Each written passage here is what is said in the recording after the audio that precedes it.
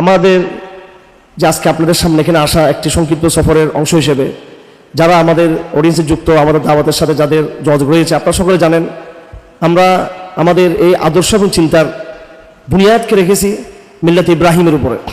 আমরা বারবার প্রত্যেকটা সময়ে আমাদের প্রত্যেকটা বক্তব্যে ঘুরে ফিরে আমরা আমাদের এই পরিচয়টুকু সবার সামনে দেওয়ার চেষ্টা করেছি যে আমাদের আকীদার এবং আমাদের চেতনা এবং আমাদের সংগ্রামের, আমাদের চলাফেরার মূল পয়েন্ট হচ্ছে মিল্লাত ইব্রাহিম, এবং কোরআন হচ্ছে আমাদের এই পথ চলার সবচেয়ে বড় পথপ্রদর্শক। এটাকে আমরা আমাদের সংগ্রামের প্রাণ মনে করি, এটাকে আমরা আমাদের আগামী দিনের সভ্যতার বিনির্মাণ এবং আমাদের বিপ্লবের যে লক্ষ্য উদ্দেশ্য, সে লক্ষ্য উদ্দেশ্যে আমরা কোরআনকে আমাদের গাইড হিসেবে মনে করি। আমাদের ওমরা সফর এবং মক্কা মদিনা ভ্রমণ, এক্ষেত্রে আমি আপনাদের সামনে স্পষ্টভাবে বলতে চাই যে এটা নিছক বিচ্ছিন্ন কোনো ফজিলতের আমল ছিল না, এটা আমাদের জন্য। আপনি যদি একটু ভালো করে গবেষণা করেন, আমি কয়েকটা আয়াত আমি তেলাওয়াত করেছি আপনাদের সামনে, এবং বিগত 15টা রমজান আপনারা ইমাম সাহেবের পিছনে কোরআনে কারীমের বক্তব্যগুলো আপনারা শুনতেছেন। আমাদের আল কোরআন দার্সের প্ল্যাটফর্মের মাধ্যমে বিগত 5 বছর ধরে আমরা জনগণের সামনে, জাতির সামনে কোরআনের মেসেজকে আমরা তুলে ধরার চেষ্টা করছি, এবং আলহামদুলিল্লাহ এক ঝাঁক স্কলার এবং দায়ী আমরা পেয়েছি যারা আমার অবর্তমানে এই মিশনকে যারা চালিয়ে নিয়েছে এবং যারা প্রশিক্ষণের জন্য যারা এসেছেন বাংলাদেশের বিভিন্ন প্রান্ত থেকে। আমি আপনাদের প্রতিক্রিয়া শুনেছি আজকে যে আপনারা স্যাটিসফাই, আলহামদুলিল্লাহ। আমাদের যারা দায়ী, যারা আমার সহকারী রয়েছেন, তারা আপনাদেরকে পর্যাপ্ত পরিমাণে তারা আপনাদেরকে তথ্য সরবরাহ করেছে, আপনাদেরকে কোরআনের ফ্লেভার তারা আপনাদেরকে দিয়েছে, তারা আপনাদেরকে কোরআনের বয়ান আপনাদের সামনে তুলে ধরেছে, এবং বিভিন্ন তরবিয়াতি বিভিন্ন মূলনীতিগুলো তারা আপনাদেরকে প্রশিক্ষণ দিয়েছেন, আকীদার দারস আপনারা তারা দিয়েছেন। আলহামদুলিল্লাহ এইভাবে একটা আমাদের কাফেলা আলহামদুলিল্লাহ গড়ে উঠেছে, আলহামদুলিল্লাহ। এখন এটা দেখার বিষয় নয় যে আমাদের কাফেলাতে কয়জন আছে। অবশ্যই আলহামদুলিল্লাহ আমাদের কাফেলাতে যারা আছে বাংলাদেশে, এরা কিন্তু কম সংখ্যক না, এরা বিশাল একটা সংখ্যক ইনশাআল্লাহ আজিজ, যে সংখ্যাকে কেউ চ্যালেঞ্জ করতে পারবে না ইনশাআল্লাহ আজিজ। কিন্তু তার চেয়ে বড় কথা হলো আমাদের কাজের, আমাদের চিন্তার ধরন, আমাদের কাজের, আমাদের কাফেলার যে কোয়ালিটি, এটা হচ্ছে দেখার বিষয়। এজন্য আমি আবার আপনাদেরকে বলতে চাই যে আপনারা আমাদেরকে বুঝুন, আমাদেরকে চেনার চেষ্টা করুন, আমাদের আসলে বক্তব্যের, আমাদের নেগেটিভের ধারাটাকে ধরার চেষ্টা করুন। মানুষ যখন উমরা থেকে আসে, হজ থেকে আসে, সবার মধ্যে একটা ধর্মীয় একটা আবেগ থাকে, এর পবিত্র স্থান, মহানবী সাল্লাল্লাহু আলাইহি ওয়াসাল্লামের স্মৃতি বিজড়িত, এবং হজের মতো একটা ইসলামের 5 স্তম্ভের একটা অন্যতম স্তম্ভ হজ, যে হজের পুরো বিধান হচ্ছে এই মক্কা মদিনাকে, বিশেষ করে মক্কা নগরীকে কেন্দ্র করে। তো মানুষের মধ্যে একটা আবেগ থাকে। আমি লক্ষ্য করছি এই আবেগের সাথে বেশিরভাগ সম্পর্ক হলো এই বাহ্যিক আমলের সম্পর্ক, ওমরার ফজিলত। যেমন আমি 2টা হাদিস বলেছি, অবশ্যই আমলের অনেক গুরুত্ব রয়েছে, কিন্তু এখানে আমি যেটা ফোকাস করতে যাচ্ছি আপনাদেরকে, সেটা হলো কোরআন কারীম আপনাদের সামনে রয়েছে। কোরআন থেকে এক চুল এদিক সেদিক যাওয়ার কোনো অবকাশ নাই। আমি আপনাদেরকে জিজ্ঞেস করতে চাই, কোরআন কি আগে আমল নাকি আগে আকীদা?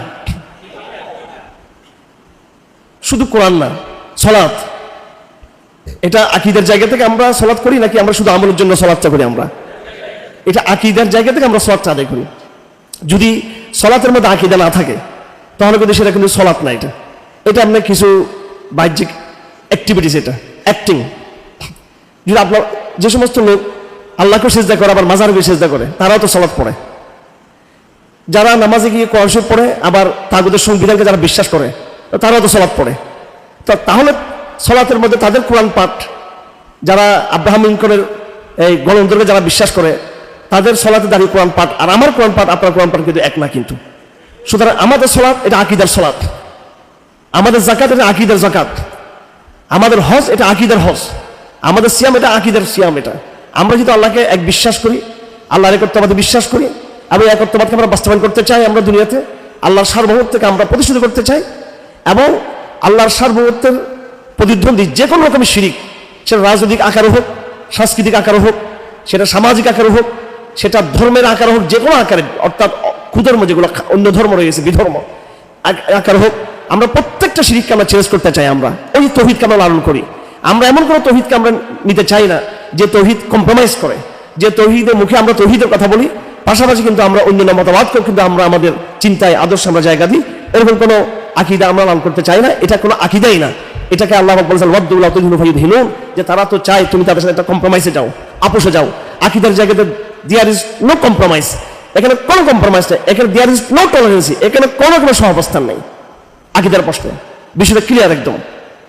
কুফর এবং শিরিক কখনো এক হতে পারে না, কুফর এবং ঈমান কখনো এক হতে পারে না, তাওহীদ এবং শিরিক কখনো এক হতে কখনো পারে না। সুতরাং একজন মুসলমানকে তার আমলের আগে তাকে চিন্তা করতে হবে তার প্রত্যেকটা আমলের পিছনে তার আকীদার একটা আমলের পিছনে আকীদার ইঞ্জিন যুক্ত রয়েছে। আকীদার ইঞ্জিন ছাড়া আমল এটা কোনোদিনও একটা ইমানদার আমল এটা হতে পারে না। সেই হিসাবে আমি এতদিন আপনাদের কাছে আল কোরআন দারস দিয়েছি, কয়েক বছর আপনাদের সাথে আমাদের কাজ করেছি, সলাতে দাঁড়িয়েছি আপনাদের সামনে, ইমামতি করেছি, ইমামদের পিছনে ছিলাম এবং আল কোরআন দারসে ছিলাম। এরপরে ওমরাতে গেলাম, মক্কা মদিনা জিয়ারত করলাম। আমি মনে করি সবগুলো এগুলো একই সংগ্রামের ভিন্ন ভিন্ন ডাইভার্সিটি, একই কাজের ভিন্ন ভিন্ন রূপান্তর এগুলো, এবং এই সমস্ত কাজগুলোর মূল পয়েন্টটা হচ্ছে তাওহীদ। এটা আমাদেরকে ভালো করে জানতে হবে। আসুন হজ সম্পর্কে, ওমরা সম্পর্কে ফজিলতের কথা আমরা ভালো করে জানি। আমি দুটো হাদিস পড়েছি। একটা হাদিস হলো আল্লাহ পাক রাসূলুল্লাহ সাল্লাল্লাহু আলাইহি ওয়াসাল্লাম ইরশাদ ফরমান, হযরত আব্দুল্লাহ ইবনে আব্বাসের হাদিস, হাজ্জাতুন ফি রমাদান, রমজান মাসে উমরাতুন ফি রমাদান, রমজান মাসে কেউ যদি উমরা করে আল্লাহ নবী বলেছেন সেটা আমার সাথে হজ করার সমান সওয়াব হবে। এটা আল্লাহ পাক সুবহানাহু ওয়া তাআলা আপনাদের সবাইকে আগামী রমজানে, পর রমজানে উমরা করার তৌফিক দান করুন আপনাদের সবাইকে। এবং হযরত আবু হুরায়রা রাদিয়াল্লাহু আনহু হাদিস, রাসূল সাল্লাল্লাহু আলাইহি ওয়াসাল্লাম থেকে বর্ণিত, আল উমরাতু ইলা উমরাতি, এক উমরা থেকে আর উমরা পর্যন্ত এই সময়টুকু মানুষ যা গুনাহ করবে আল্লাহ পাক সেটা মাফ করে দিবেন। এগুলো হচ্ছে ফজিলতের জিনিস। আচ্ছা, এখন কথা হলো কেউ যদি উমরা করতে না পারি আমরা আর্থিক অক্ষমতার কারণে, আমি নিজে তো 50, 51, 52 বছর হয়ে যাচ্ছে, আমি তো মাত্র গেছি তো বুড়ো বয়সে, তারপর ইয়েতে এসে যখন আমার যৌবন শেষ প্রায়, আপনার বয়সের যৌবন, ইমানের যৌবন শেষ হয় নাই, আমি ইমানের যৌবনে বহাল আছি আলহামদুলিল্লাহ। আর এই যৌবন পারতে থাকবে আমাদের, এটা কোম্পানি, এটা ইনশাআল্লাহ আল্লাহ পাক তৌফিক দান করুন। আপনি বয়সের যেটা যৌবন বলে, তা আমি অবশ্য আমি এখনো বার্ধক্যের কোনো অনুভূতি আমার মধ্যে আসে নাই। আগে অবশ্য একটু জাম করতে পারতাম উপর থেকে, এখন একটু ডিউরেশনটা ইয়েটা কী বলে এটাকে, ওটা একটু কমে আসছে, হয়তো একটু হার্ডওয়ার হয়তো কিছুটা হয়তো আসছে, বাকি স্পৃহা, চেতনা, দাওয়াতের যে জজবা, ওইটাতে কোনো কমতি হয় নাই ইনশাআল্লাহ আজিজ। তো এই যে ধরেন এত বছর আমরা উমরা করতে পারি নাই, আমি রাসূলুল্লাহ সাল্লাল্লাহু আলাইহি ওয়াসাল্লামের দরবারে গিয়ে আমি একটা কথা বলেছি, আমি আজকে আসলে অনেক আবেগ আমার মধ্যে আছে, কিন্তু আমি চাই না যদি কান্নাকাটি করে শুধু আবেগের মধ্যে সীমাবদ্ধ থাকি। আমি খুব ধৈর্যের সাথে নিজেকে কন্ট্রোল করার চেষ্টা করছি, আমি অনেক কন্ট্রোল করার চেষ্টা করছি। কারণ মানুষ যখন কান্নাকাটি করে, যখন তার কান্না আসে, তখন কান্নাটাই মুখ্য হয়ে যায় মানুষের, তখন আর মূল মেসেজটা মানুষ নিতে চায় না। এই জন্য আমি অনেক ধৈর্য ধারণ করে আমি কথাগুলো বলতে চাই। আমি 50 বছর পরে উমরাতে গিয়েছি আমি, এবং এই দীর্ঘ সময় যে আমি যেতে পারি নাই, এটার জন্য আমার একটা আফসোস ছিল। সেই আফসোসটা কিন্তু খুব বেশি না কিন্তু, কারণ আমি আমার সময়টুকুকে, আমি যেইখান থেকে উমরার উৎপত্তি, যেখান থেকে হজের উৎপত্তি, যেখান থেকে উমরা হজের বিকাশ, সে তাওহীদের চেতনা বাংলাদেশে অনেক কষ্ট আমাকে পেতে হয়েছে, আমাকে অনেক সংগ্রাম করতে হয়েছে। এবং আমি যখন রাজশাহী কারাগারে ছিলাম, এটা ছিল আমার জীবনের সবচেয়ে নির্জন কারাগার, সবচেয়ে ভয়াবহ কারাগার ছিল এটা। আমি যখন রিমান্ডে যখন আসছি রাজশাহী কারাগারে, তখন আমি রিমান্ডের এই অফিসারদেরকে বলেছিলাম, এরা ঊর্ধ্বতন কর্মকর্তা ঢাকা থেকে গিয়েছিল আমার রিমান্ড নেওয়ার জন্য। আমি তাদেরকে বলছিলাম যে ভাই, আমি তো রিমান্ডে এসে মনে হচ্ছে আমি মুক্ত হয়ে গেছি এখানে, কারণ রাজশাহী কারাগার আমাকে এমন একটা জায়গা রাখা হয়েছে, এটা করোনার নাম দিয়ে, অথচ তখন করোনা ছিল না, করোনা তখন প্রায় শেষ, যেখানে মানে ভয়াবহ একটা একেবারে একদম ফাঁসির মঞ্চের একবার পাশেই আমাকে রাখা হয়েছিল। ওখান থেকে মানুষকে ধরে তারপরে ফাঁসির জন্য নিয়ে যায়, ওই জায়গা থেকে, ওই গোসল টোসল করে ওখান থেকে বাইরে করে নিয়ে যায়, একদম একা একজন আমি শুধু, আমার সাথে জিন ছাড়া কিছু ছিল না। এবং জিন যে আমার সাথে ছিল এটা আমি লক্ষ্য করছি, এটা জিন্নাত, আমার চতুর্দিকে জিন্নাত আর জিন্নাত, গাছ গাছালি, এত ভয়াবহ একটা নির্জন অবস্থা। ওই সময় আমি রাসূলুল্লাহ সাল্লাল্লাহু আলাইহি ওয়াসাল্লাম রোজা স্বপ্ন দেখেছিলাম, আমি এই নির্জন অবস্থায় রাজশাহী কারাগারে, এবং দীর্ঘ সময় আমি রোজা শরীফকে স্বপ্ন দেখেছি আমি। তো আমি যখন আমাকে ওই সেল থেকে বের করে যখন রিমান্ডে নিয়ে গেল, রিমান্ডের অবস্থা তো ভয়াবহ, চতুর্দিকে একটা নির্যাতন অবস্থা থাকে, কিন্তু ওই নির্জনতার চেয়ে নির্যাতনকে আমার কাছে সহজ মনে হচ্ছিল, কারণ নির্জনতাটা এত ভয়াবহ।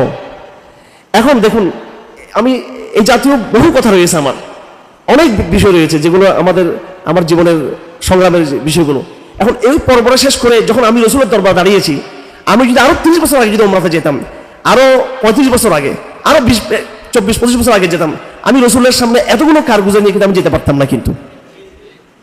এবং দেখুন আমি কথাগুলো কেন বলতেছি, যখন আমি রোজা শরীফে যখন সালাম দেওয়ার জন্য ঢুকতেছিলাম, তখন স্বাভাবিক আমার মধ্যে ছিল যে আসসালাতু ওয়াসসালামু সাইয়্যিদি ইয়া রাসূলুল্লাহ ইয়া খায়রা খালকিল্লাহ ইয়া সাইয়্যিদুল কাউনাইন ইয়া নাবিয়াল্লাহ, এইভাবে যে দোয়াগুলো। কিন্তু আমি প্রথম সাক্ষাতে প্রথম ইয়েতে আমার মুখ থেকে বের হয়েছে আসসালাতু ওয়াসসালামু আলাইকা, আসসালামু আলাইকা ইয়া রাসূলুল্লাহ ইয়া খায়রা খালকিল্লাহ ইয়া সাইয়্যিদুল কাউনাইন মিনাল মুজাহিদিন ফি বাংলাদেশ।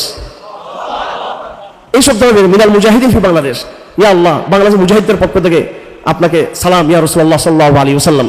এটা কিন্তু আমাকে কেউ শিখিয়ে দেয় নাই এবং আমার কোনো প্রিপারেশন ছিল না। একদম 1 মিনিট আগেও প্রিপারেশন ছিল, 1 মিনিট আগেও, 30 সেকেন্ড আগেও ছিল না যে আমি এই কথা রসুলকে বলবো।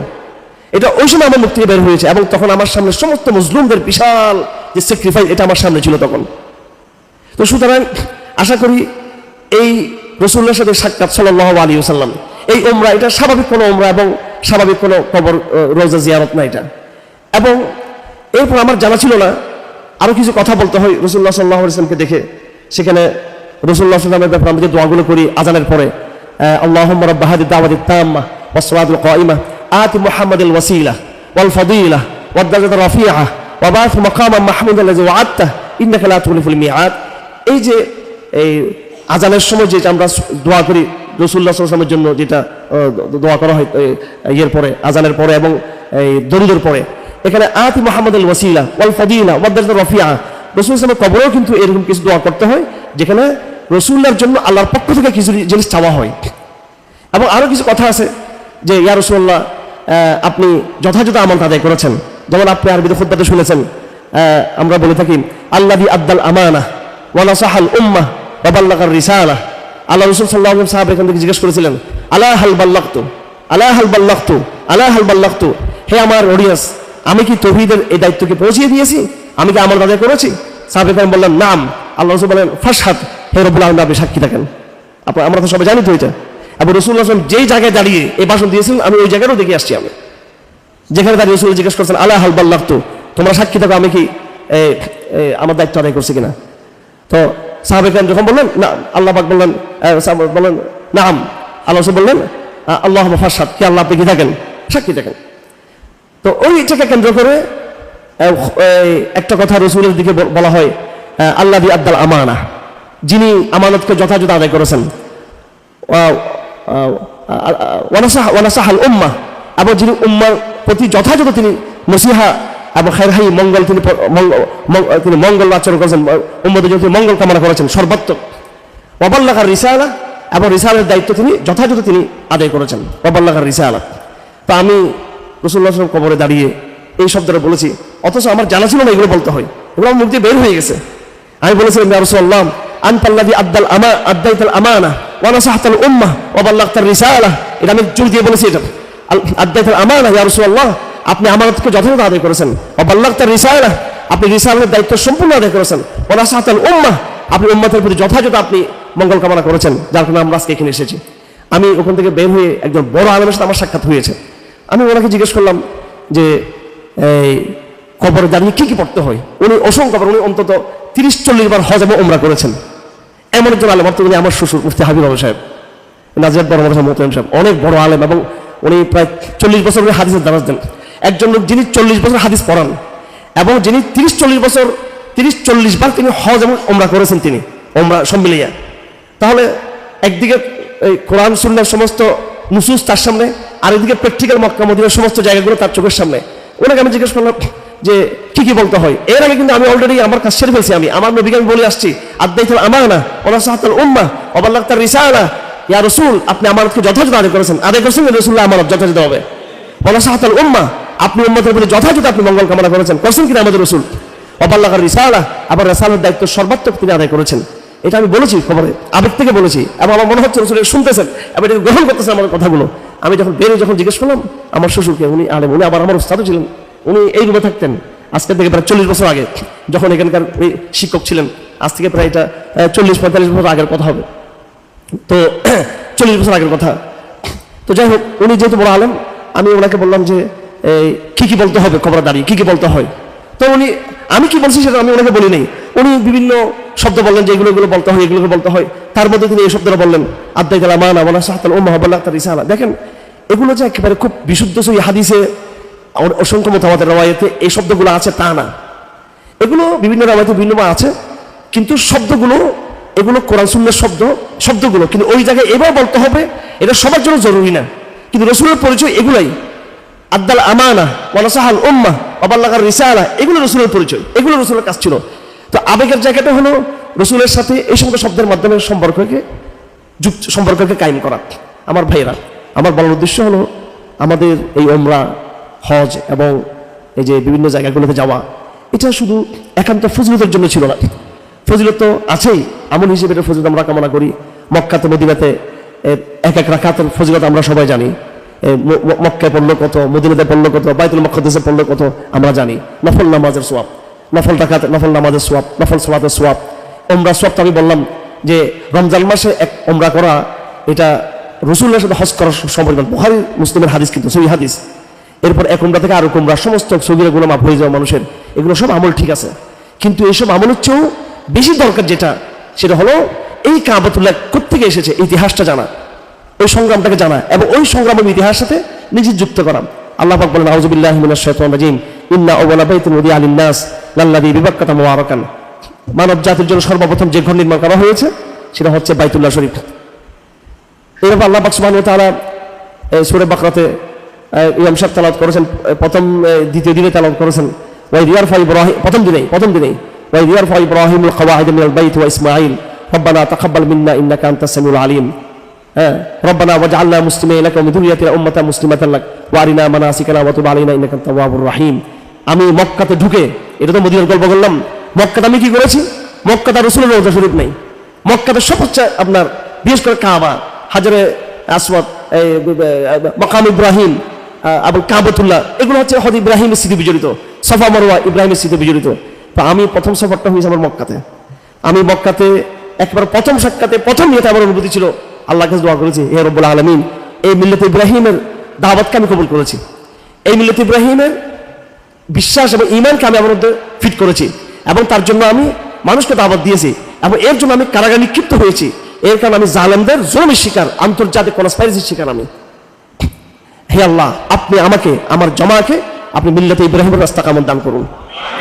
আমি কয়েকটা গ্রুপের নাম নিয়েছি এখানে, অর্থাৎ আমাদের যে দাওয়াতি যে গ্রুপ বলতে আমাদের হোয়াটসঅ্যাপ, এই যে যেখানে আমাদের দাওয়াতি যোগাযোগগুলো হয়ে থাকে, ইলহাক বিল কাফেলা নাম ধরে বলেছি, আল্লাহ এই গ্রুপে এই জমাতের সদস্যদের মধ্যে সবাইকে আপনি কবুল করেন, মিল্লাতে ইব্রাহিম রাস্তা দান করেন। বিশেষ করে শেষ রাতের জাগরণ, এটা মানে শতবার বারবার আমি কয়জন নাম নেব এখানে, আমি অনেকের নাম নিয়েছি, আমি যতটুকু ডজন ভাইদের নাম নিয়েছি আমি, অথচ আমি আত্মীয়দের নাম নিয়েছি এবং আত্মীয়দের চেয়ে বেশি সম্ভবত আমি আমার ভাইদের নাম নিয়েছি আমি।